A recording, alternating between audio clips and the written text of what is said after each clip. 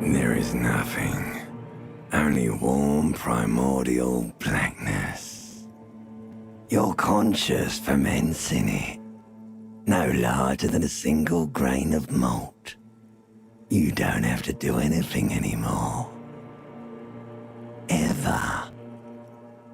Never, ever.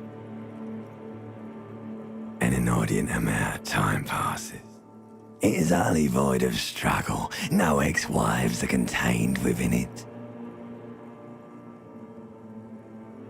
You got it, sweet brother. Nothing upon nothing upon nothing.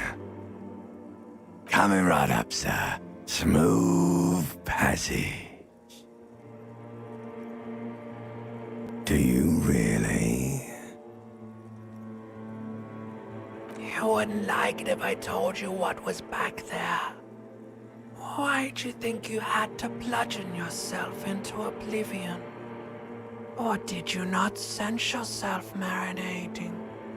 Poured so much on yourself, got a bit carried away, did we, Chef? There's this giant ball there. An evil apes. And the evil apes are juking it out on the ball. You're one of them.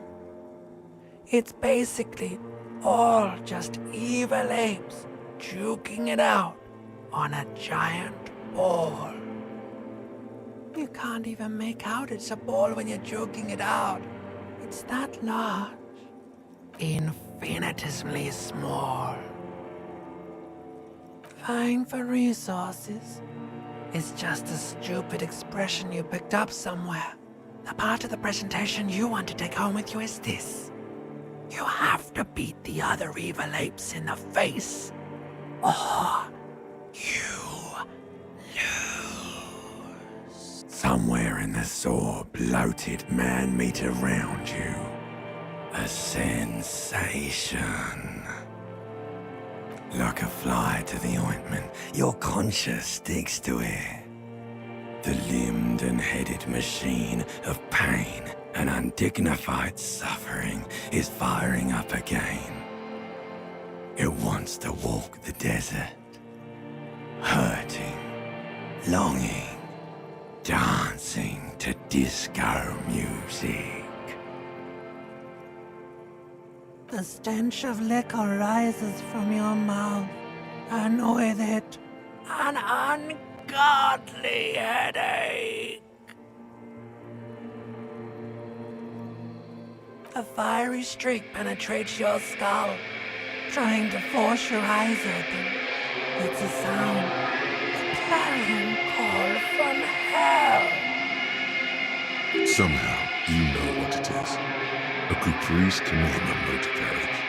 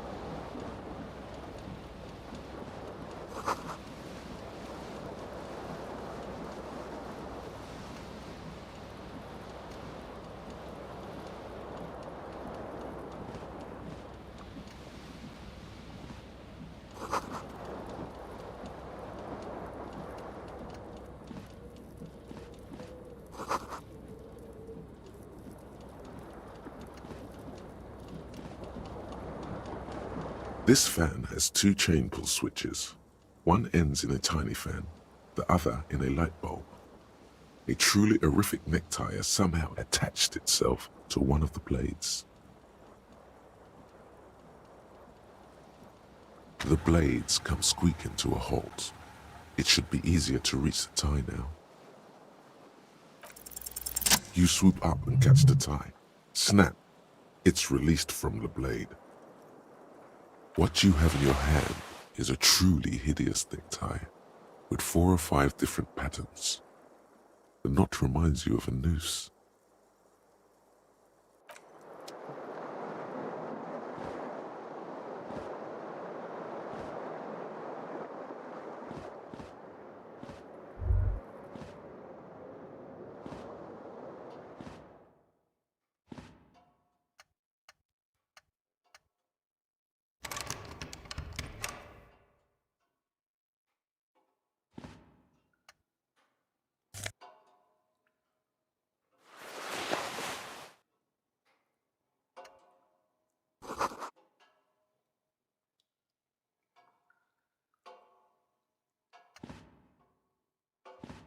A mirror hangs above a bent and broken sink.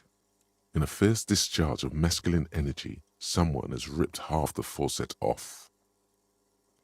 Was this not the same Elo that founds empires and lays waste to cities, virile, uncaring towards the little things?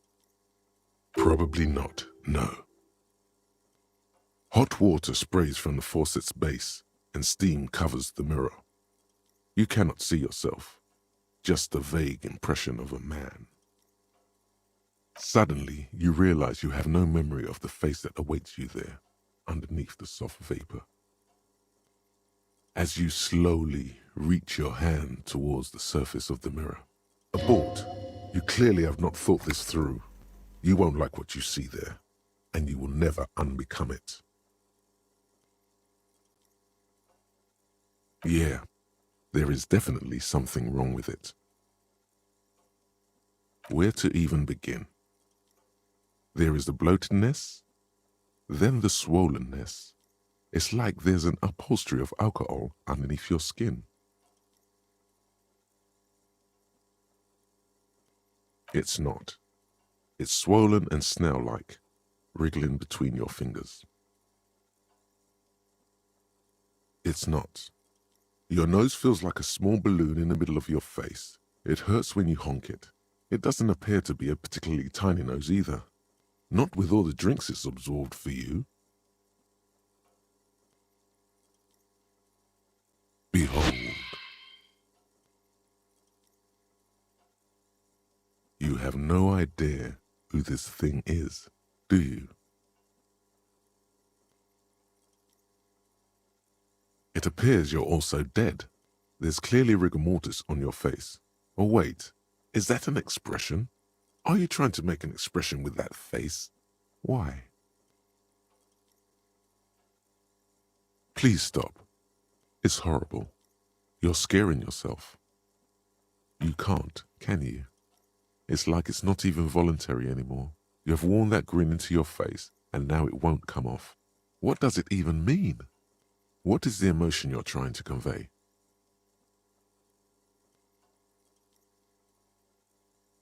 Please promise yourself you are not going to try it on any of the ladies, whatever happens.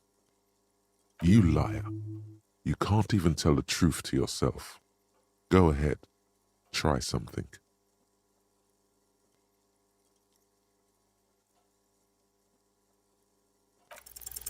It belongs in the new, the third decade of the current century. Enough time had passed from the failure of the revolution that, for a fleeting moment, free market economy seemed like the ultimate, uncontested way of life for our species. Things were good. It was smooth sailing. People made gold and champagne-tinted interiors and facades to suit the times, calling this the new style. But more importantly, disco happened. For Revachol, your city, that meant only one thing. Guillaume la Million. If it doesn't rhyme, you're not pronouncing it right. Out of the dazzling swirl of disco music, in an open-air boîte de nuit, somewhere in Revachol West, Guillaume's blonde mane appeared on the screen. He sang some bullshit. Then he made the expression.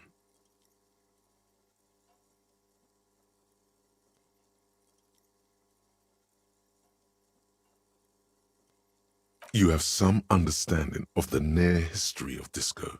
The rest is darkness, aside from the useless fact that the motor carriage outside was a caprice canema. The click is used to spur on a horse. It also features heavily in Guillaume Le Million's regional mega hit, Don't Worry, Your Pretty Little Head. Everyone loved it. Maybe you thought some of the stardust would rub off on you. Maybe it did. Either way, it's all gone now. Only the grimace remains. Some 20-odd years. There is a vast ocean of time between right now and the expression, looking good on you, or anyone. Humanity has run aground in that time. It's a different world now. The expression is a relic. It doesn't have to be. You can swoon over Guillaume and his champagne-corked smile whenever you want to. Maybe some of the stardust will return.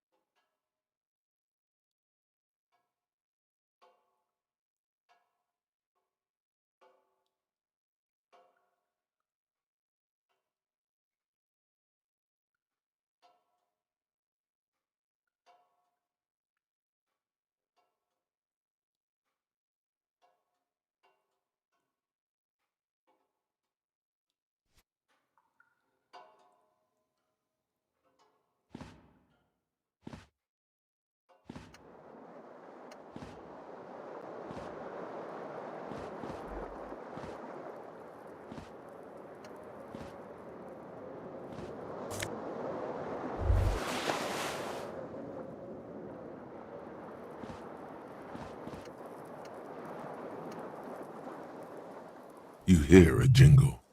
Keys are clinking in the pocket of your flare-cut pants. It says, whirling in rags, on the aluminium keyring. There is a single key on the ring. The number 1 is etched on it. It should open the door. The Whirling in Rags is a hostel cafeteria on the urban coast, frequented by dock workers.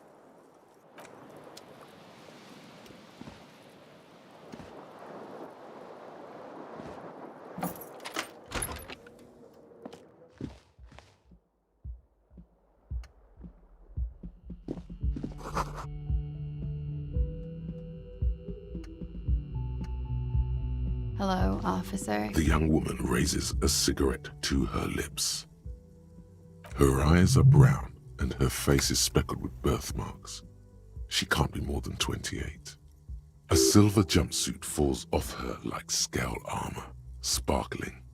This is the sparkle of too many nights out on the city. No.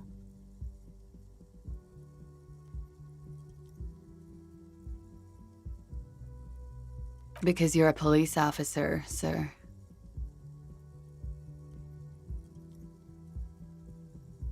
I'm not, unless you've been shitting us all this time.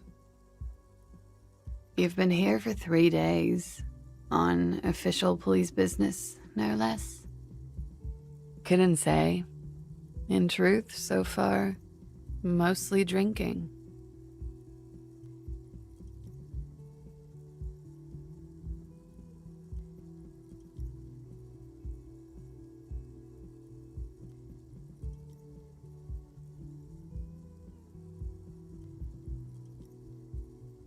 Don't be so harsh on yourself. They let almost anyone be a police officer.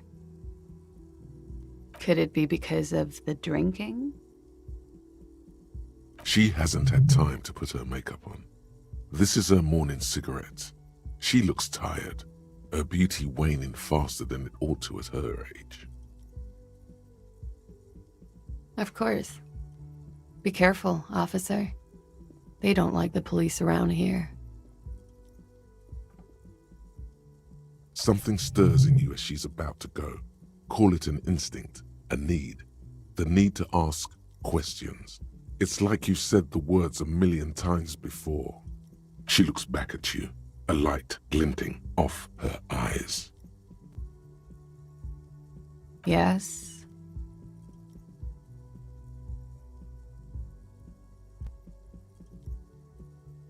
There was the usual ruckus.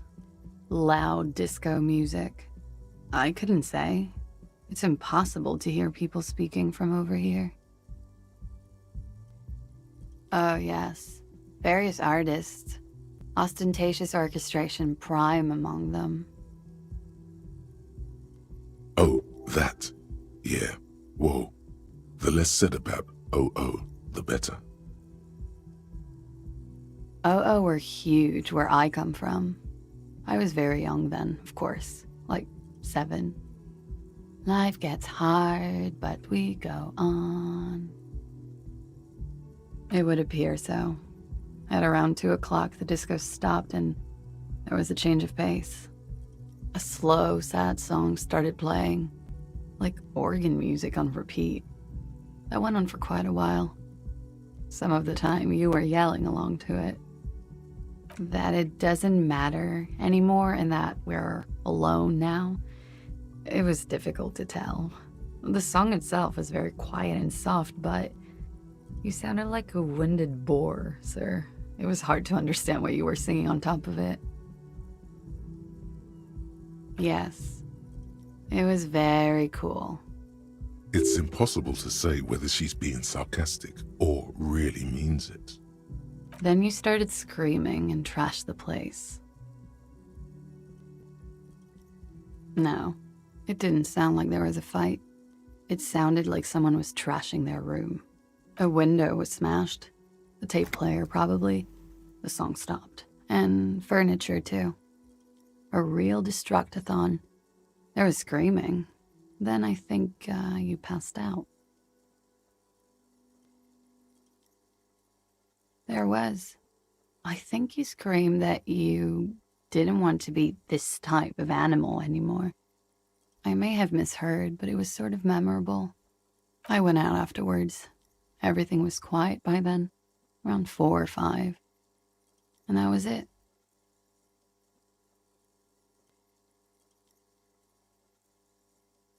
It's 51.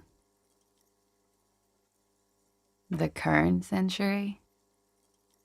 Centuries don't have numbers, they have names, and this is the current one. Civilization has existed for 8,000 years, sir.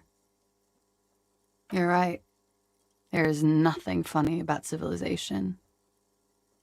The dock workers are pretty cocky. They think they're police enough. At least here on the coast. I can't say about the rest of the city. You're in a hostel, sir. We are in Revachol. Revachol is the disgraced former capital of the world, divided into zones of control under foreign occupation. Half a century after a failed world revolution, she is central to our moment in time. Forever and ever. And ever and ever, out of the corner of your eye, you see the hair on the back of your hand standing on end. It feels as though low-grade lightning is coursing through you. You must be hypersensitive from the hangover.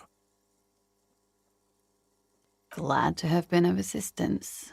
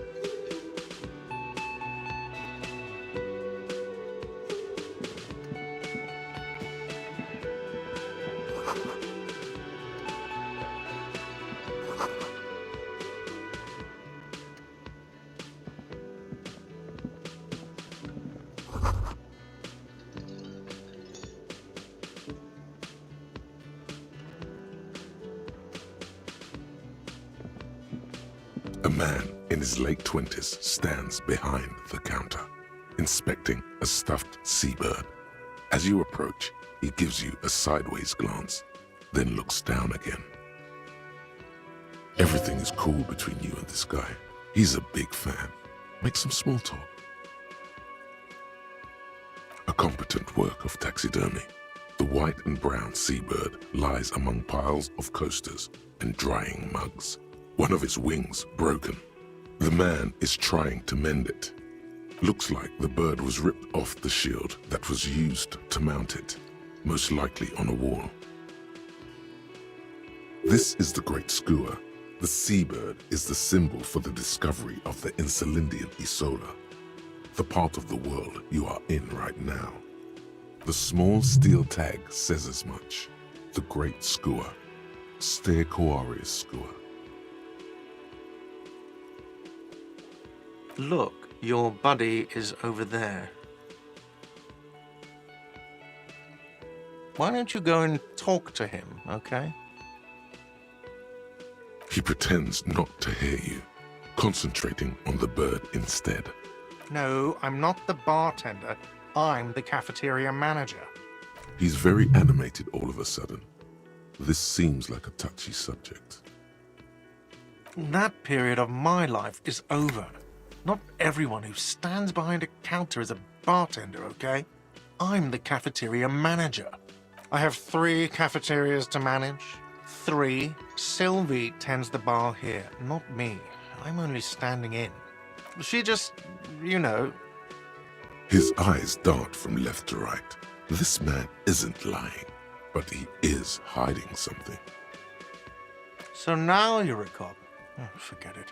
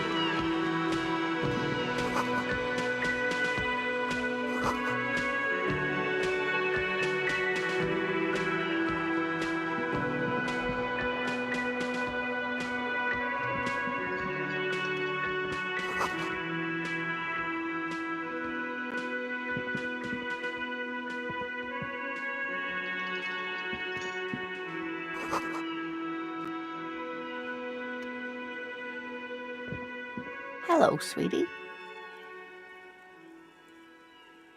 You shouldn't keep your colleague waiting.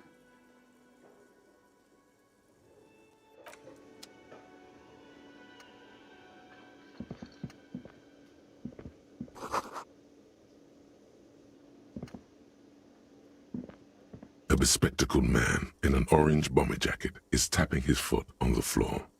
Looks like he's waiting for someone. As you approach, he narrows his eyes and extends his hand in greeting. On the sleeve of his bomber jacket, as well as on its back, are enigmatic white rectangles. Hello, I'm Kim Kitsuragi, Lieutenant, Precinct 57. You must be from the 41st.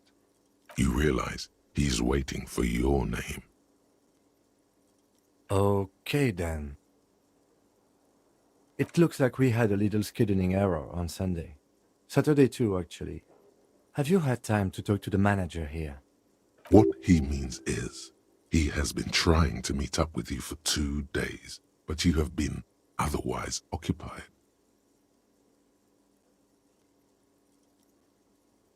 If you don't mind, we should talk to him again. Ask him for a rundown of the area. Now that I'm here as well. I understand the scene is out back, right? It also wouldn't hurt to assure him the police are finally here. In full force, I mean. Have you mapped out the initial interviews? Okay, we'll have time for that after we take a look at the coroner's case. Have you removed the dead body from the tree?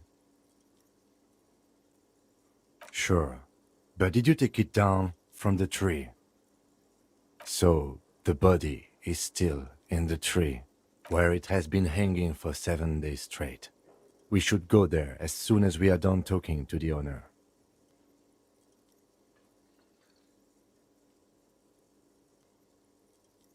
Talk to the manager. Then we go out back and take the body down. After you, officer. If you're about to embark on an investigation, shouldn't you have a badge? You mean you don't have a badge?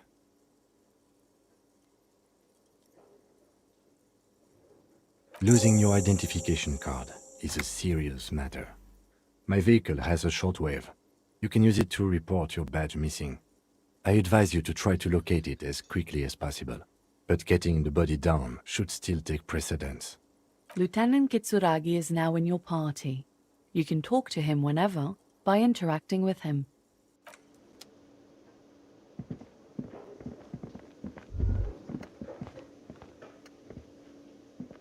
The man with the unimpressive beard notices you approaching. He drops the ledger he was holding and turns to the lieutenant. Mr. Gart, right? You run this place. Yes. I am Kim Kitsuragi from Precinct 57. This is an inter-district investigation, so joining me from Precinct 41...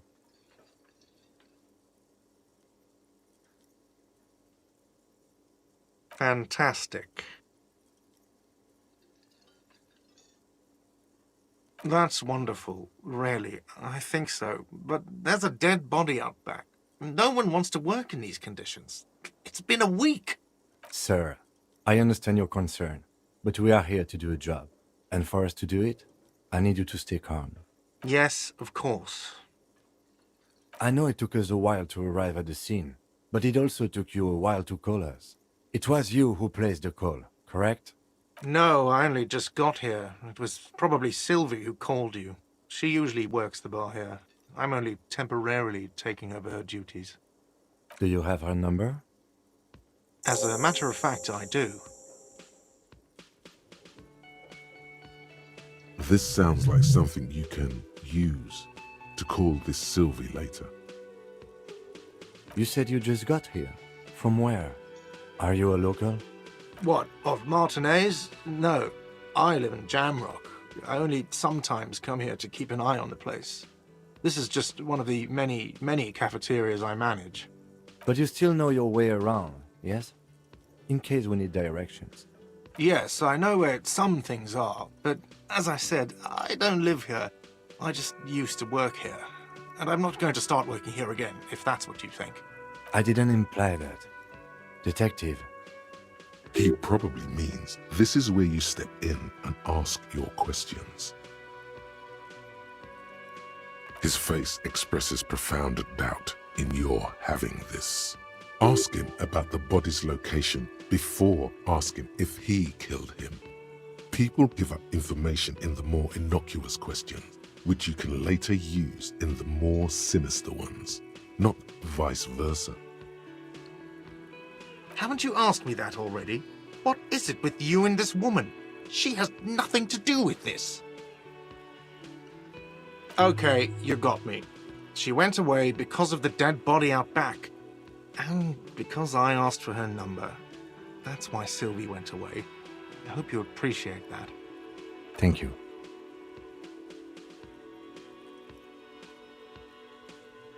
I asked an employee out. She didn't want to come, but felt obliged to.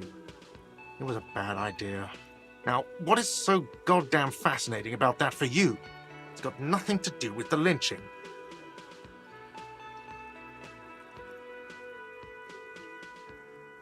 Good for you.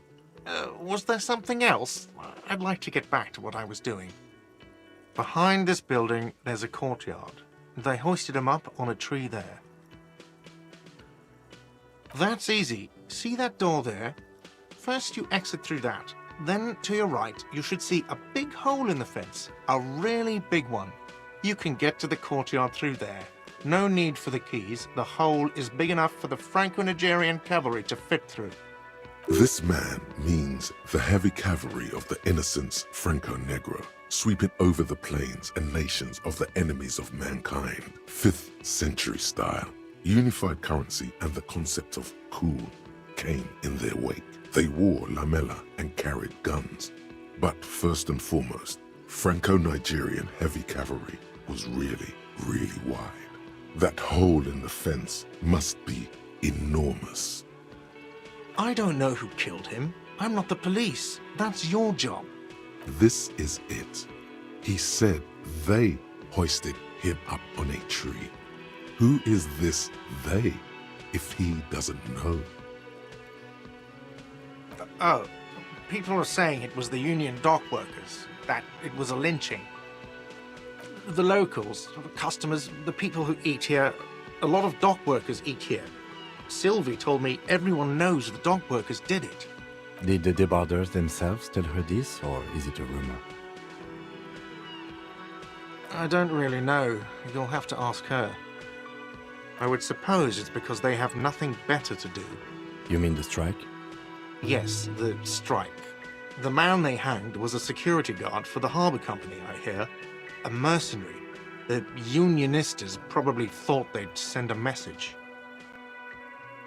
The lieutenant turns the page in the little notebook he's been scribbling in. Let's go. Not so fast. You owe me 130 real. Oh, excuse me. You owe me 130 real. The IIR, or Inter-Isolary Real, is the global reserve currency. Whatever part of the world you're in right now, it's safe to assume he means you owe him some money. Wow, you're a genius. Yes, that's right, money. You owe this establishment 130 real. Let's see. 3 nights at a tariff of 20 real comes to 60 real.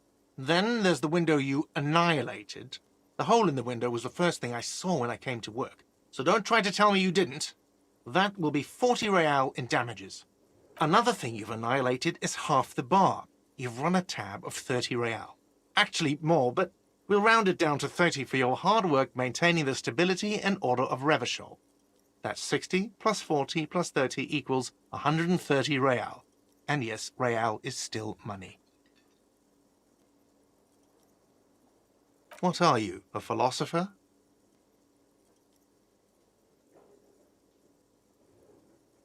Money is what grown-up people use to pay for things. Things like this hostel room or 8 bottles of potent blend and 9 packs of Royal Extra. We use it for everything, really. Yes, it is.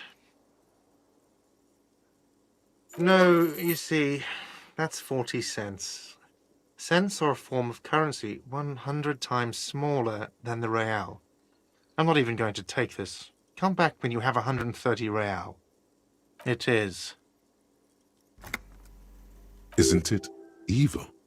The order of magnitude between what is asked of a person and what they have. It does, doesn't it? There's a shuffle of nylon as Lieutenant Kitsuragi looks for something in the pockets of his orange bomber. I'm sorry, but he has to pay. I can't let him stay here any longer if he doesn't. If he doesn't have the money by tonight, then... Officer, maybe you're better off working this from home for now. You live in Jamrock, right? It's not that far away.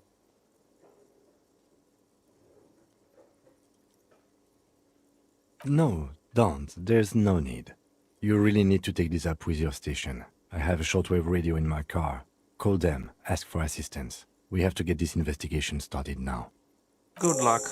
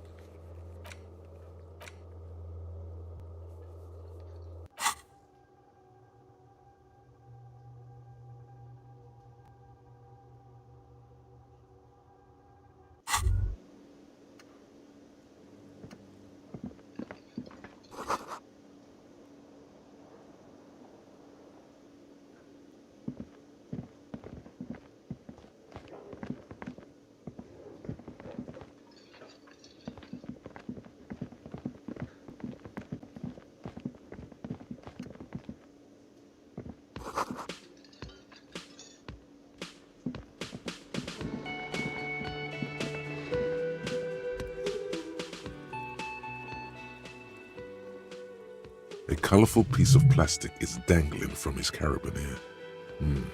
Makes your fingers itch.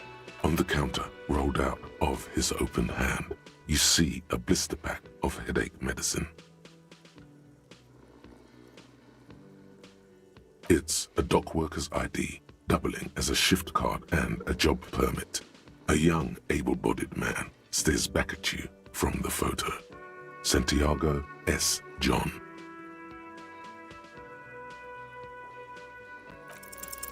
Your fingers find their way into the shackle, flicking open its spring-loaded gate.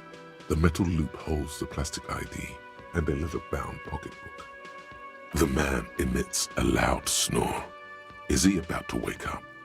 Doesn't look like it, but you never know. Better be quick.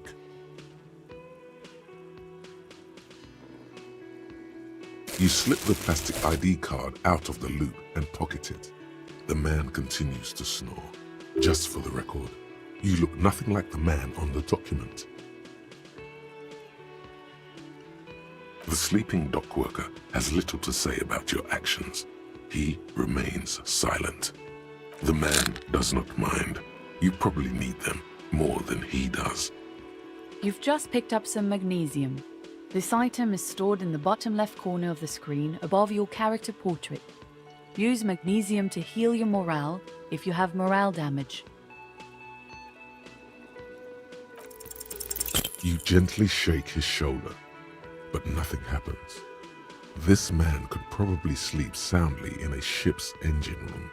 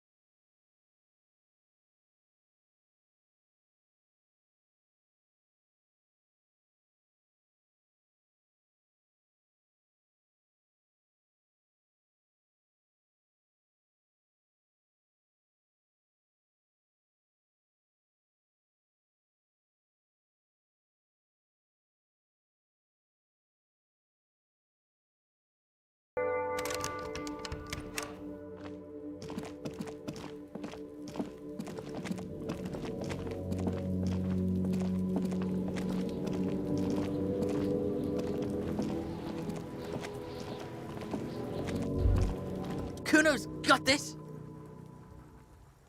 If there ever was such a thing as an ugly kid, then this is it. He's almost exquisite in his ugliness, like a gremlin. Oh yeah, nappa gumpy, Kuno!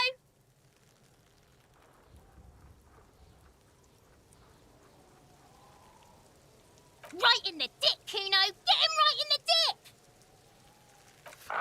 Love it in the dick. The boy is sweating profusely. His eyes are like two black holes and his jaw is twitching as if trying to break free from the empire of his body. Can't talk, pig. Shit's coming up strong. Throwing rocks. Shit coming up strong. That sounds good. Joyous. You should hang out with this kid and see what that juicy shit is all about. I mean drugs. The kid's on drugs. Yeah, Kuno! Ride the lightning, Kuno! Kuno's riding it, see? The rake, Kuno! You should throw the rake at him, Kuno! The fuck does Kuno know what a rake is? Kuno's not a gardener.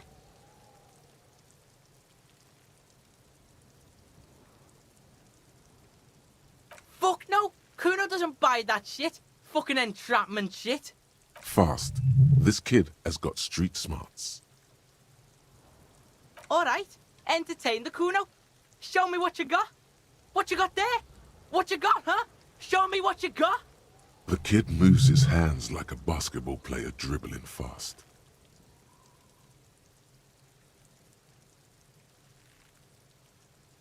Right, pig. This is where Kuno plays with his little wooden choo-choo. What do you want with it? Yeah, whatever. Kuno doesn't give a shit. Shitload, pig. What? Don't tell the pig shit, Kuno! This is where you quickly ask him questions. Real cop questions. Like a cop. Kuno's fuck gimp. Kuno uses the fuck gimp for target practice. He's trying to hide the fact that he doesn't know. Kuno knows what you meant. Kuno's not a snitch. That's all. Trying to make Kuno sing into the popo phone. Probably climbed. Kuno was busy down the road when that shit went down. You heard Kuno. Kuno wasn't even in Martinez. Kuno wasn't in Revachol. Kuno wasn't regional. I don't know. Some fucking... Mesk or I don't know. Some other place. Night City. Kuno was in fucking Night City. There is no Night City anywhere. That sounds like the name of a city in some pulp science fiction novel. Kuno gives this info out on a need-to-know basis, and you don't need to know. Kuno didn't smoke the gimp, if that's what you meant. Thanks, Kuno. That's one name you can now cross off the list. Just a couple of pigs sniffing around in the dirt. That seems pretty fucking suspicious to Kuno. Yeah, you tell the faggoty, Kuno! You're testing Kuno's patience here. Get lost,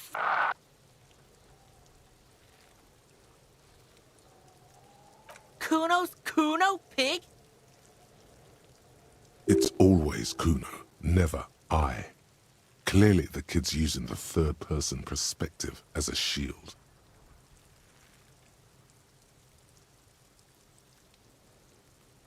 Yeah, Kuno's in a fucking gang. In a bang gang. Kuno bangs for Magie, bangs for Mazda, bangs for Revachol. Watch out, Kuno! He's trying to fiddle you! He's gonna put his hands on you! Help! Pig's got Kuno! Help! Rape!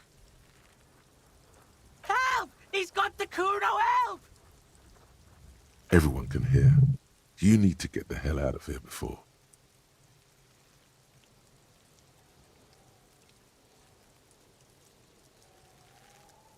Everybody, please! He's digging his dick out! Escalate, Kuno! His dick is out! You're afraid! Pigs in here, Kuno! Somebody, please! How did we get here? How did this happen? This makes no sense. There may still be a way out. Just appeal to his reason.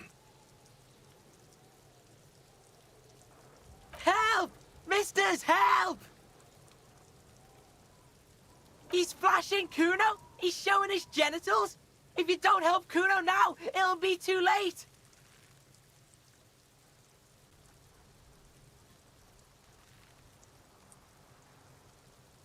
No one? Kuno's doing this because he likes it, pig. Help! The pig's gagging him! Kuno can't speak! You put him up to this yourself when you decided to talk to him in the first place. Listen to your friend.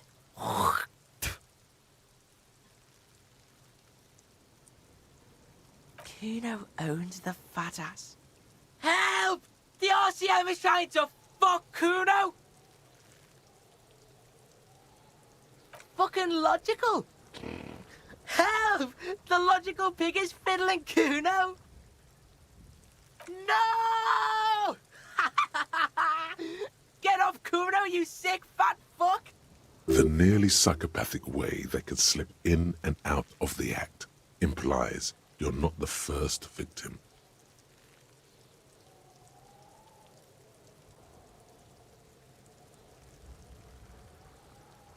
Look. For emphasis, a ghost is saying this. A shit-eating psychopathic ghost with an ace up his sleeve. I know you wanted to hit me. You got that I'm gonna fuck that Kuno up look that Kuno's dad gets. The murder look. The rage look. Relax. He can't read your mind. He doesn't know you were thinking that. There's a dead body, remember? That's what you were doing here. You're a cop on a case.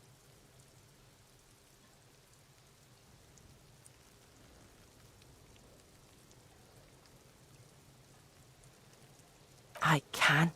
Kuno can smell that violent shit. I know what you were thinking. I'm gonna fuck that Kuno up. I'm gonna shut his shit down. You know what? You should have hit the Kuno, because now you're nothing. You're a joke to Kuno. Kuno laughs at you. King Kuno! Kuno turned you into his prison, bitch! You're gonna be in this shit with Kuno! No, you're not. We can just leave. Bitch, you're gonna be in this shit with Kuno forever! A peepo is a type of hat, by the way. You don't talk to me about my fucking peeper! You don't know where I come from! You're just Kuno's bottom bitch! Okay, Kuno is kind to his bitch. Ask your questions, but remember, this changes shit. Click, click, click, click!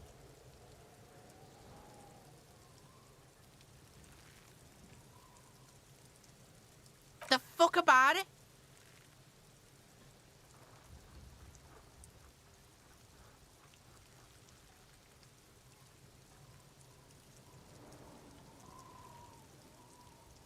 Probably climbed. Kuno was... You heard Kuno? Kuno was... I don't know. Some fucking... Mesk or... There is no Night City anywhere. That sounds like the name of a city in some pulp science. Why you gotta be riding Kuno's ass? You haven't been where Kuno's been. You haven't been in Kuno's head. You wanna know where Kuno was? You wanna know what Kuno's been fucking up to? Oh, don't tell him that, Kuno! It's lame! It's not fucking lame. Kuno's building Kuno's city. Night City. Rage City. The City of Rage. That's it. And it's not lame. Lame! That's the name of Kuno's city, bitch. Get the fuck off Kuno's back. This shit ain't about that. It's impossible to deduce what it is about, at least for the moment. If it's important, it'll come up later. Focus on the case. Just a couple of pigs sniffing around in the dirt. That... Yeah, you tell the faggoty, Kuno! Kuno's fucking... He's trying to hide the fact that he doesn't know. Kuno knows what you meant. Kuno's not a snitch. That's all. You're testing Kuno... Get Get lost,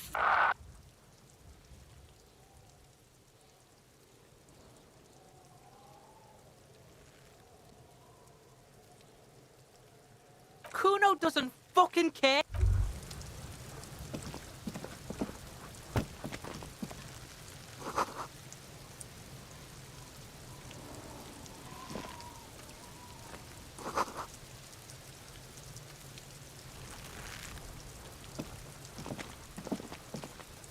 Kuno, the pig's getting pretty close to me. Come to snuff my shit out, I think.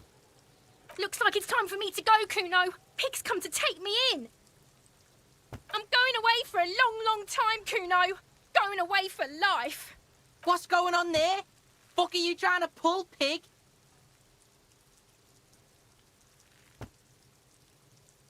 You don't want to fuck with me. I got my hands bloody. I'm not here, pig. You're not seeing this. You can still see the top of her hat from behind the fence.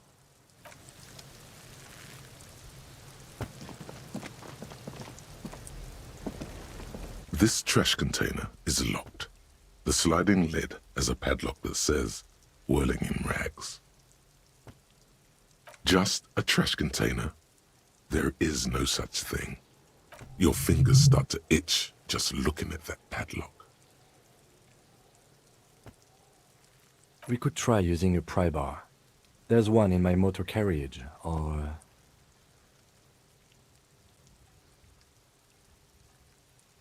Or we could ask for a key from the manager of the Whirling in Rags. He probably has one.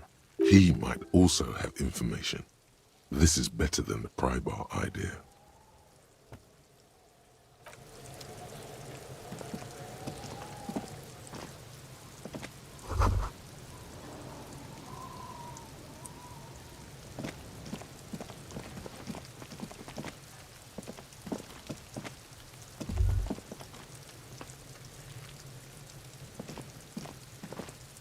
There are several footprints in the mud, left by work boots. Anywhere from 6 to 12 pairs have walked here. Heavy workers' boots with reinforced toes and hobnails, all over the yard. Isn't this something an industrial worker would wear?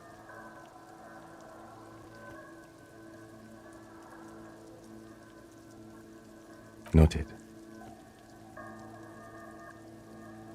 Heavy workers' boots with reinforced toes and hobnails. Isn't this something an industrial worker would wear? What do you think you are? A super detective? You're hungover. These are just dents in the mud. No pattern emerges for the time being.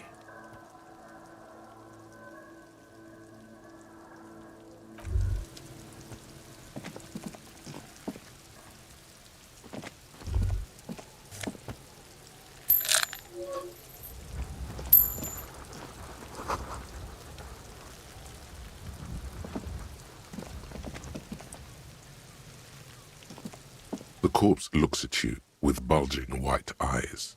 The face around them does not look human. It's swollen and ready to burst. His lips are fish-like and his tongue like a ball gag in his mouth. You seem to be holding your breath. A cargo belt twists his neck at an unnatural angle. The body below appears stiff. It's letting out an ungodly rot. The smell seeps in even through your clenched nostrils.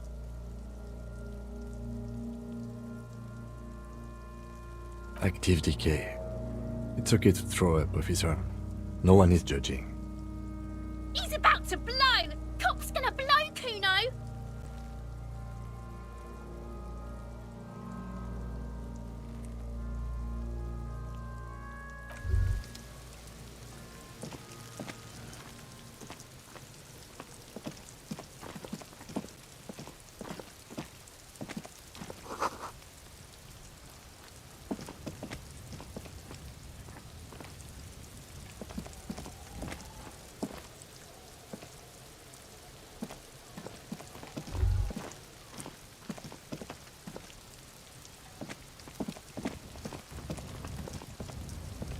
An inconspicuous pile of the roofing material, Eternite. Because there's a secret door hidden behind the panels of Eternite, That's why they're too orderly. There it is. You see a shabby little door.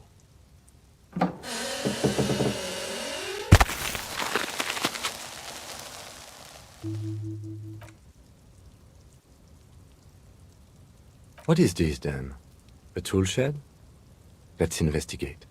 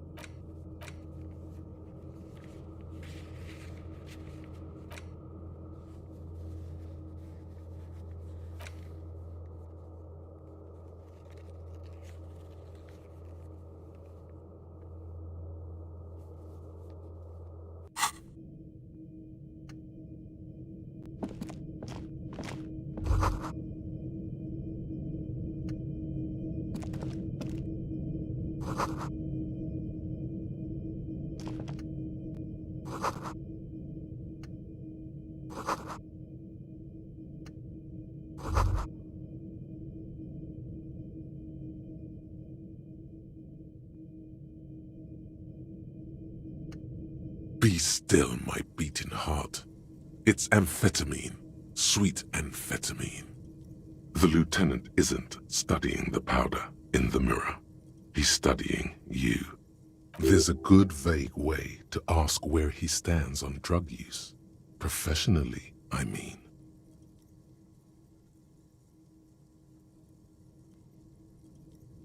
No, I'm just a regular detective, thank you very much.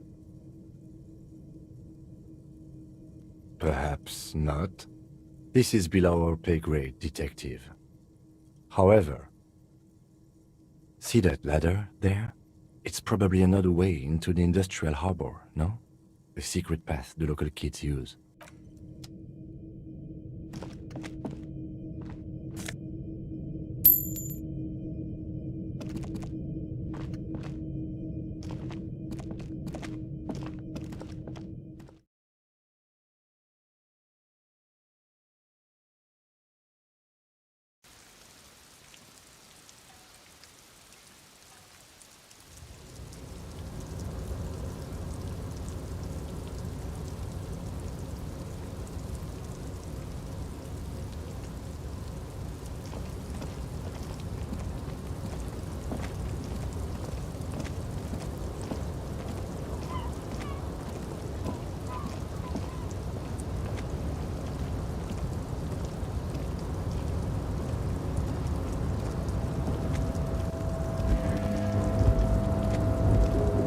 Looks like someone left his tarpaulin cloak hanging on the railing here. When the wind ruffles the cloak, you can most definitely see a white rectangle on its back. Yes, it's probably yours. It bears the RCM insignia, and you have a habit of being careless with your equipment. You could probably make the jump. You look like you've done some track and field in your day.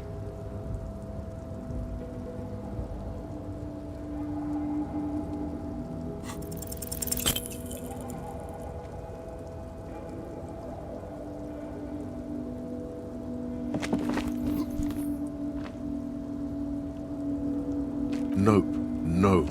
That's still too high. What were you thinking? You're not a gymnast. You're a boxer. and you've climbed way too high up here.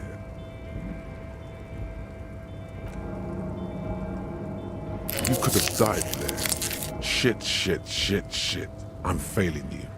This wasn't part of our deal. Hey! What happened? I understand. We can always come back when you are feeling better. It's just a cloak after all. The wind is aggressive up here. The lieutenant looks at the enormous crane towering in the distance over the container yard.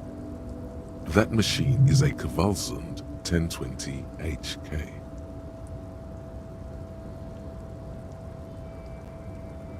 Is it? Kvalsund makes a lot of heavy equipment, but this is phenomenal, even for them. But I digress. We were focusing on your cloak here.